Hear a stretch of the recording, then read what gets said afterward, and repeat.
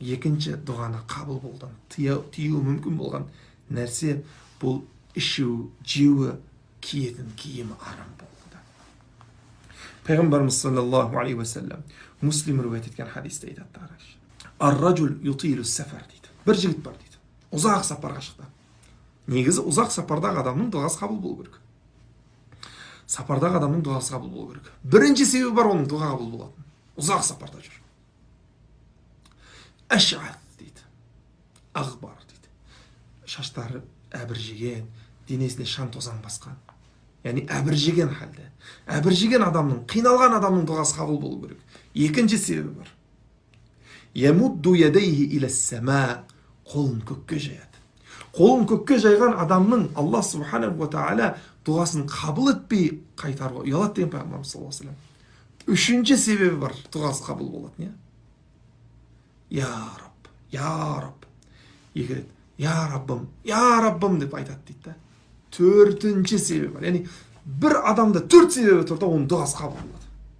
Сырттай қарасаңыз оның дұғасы қабыл болу керек. Бір емес, төрт себебі бар оның дұғасы қабыл болады. Бірақ деп жатыр да. Мат'амуху харам.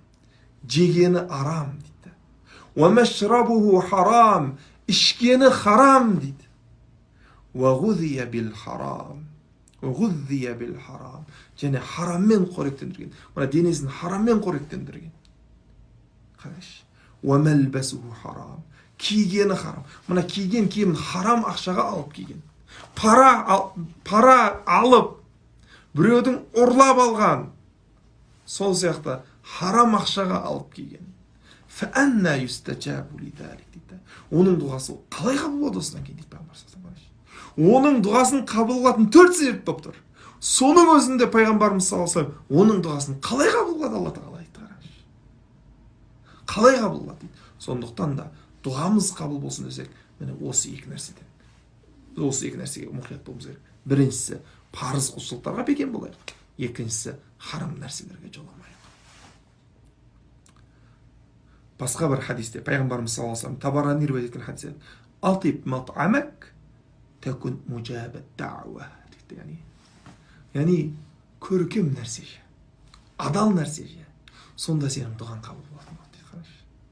Адал нәрсе жесе, пенде адал ас жейтін болса, онда оның дұғасы қабыл болар екен. Такун мужабат дауа. Яғни дұғасы қабыл болатын пенделердің қатарынан боласың дейді. Бір ғана нәрсе, адал ас же.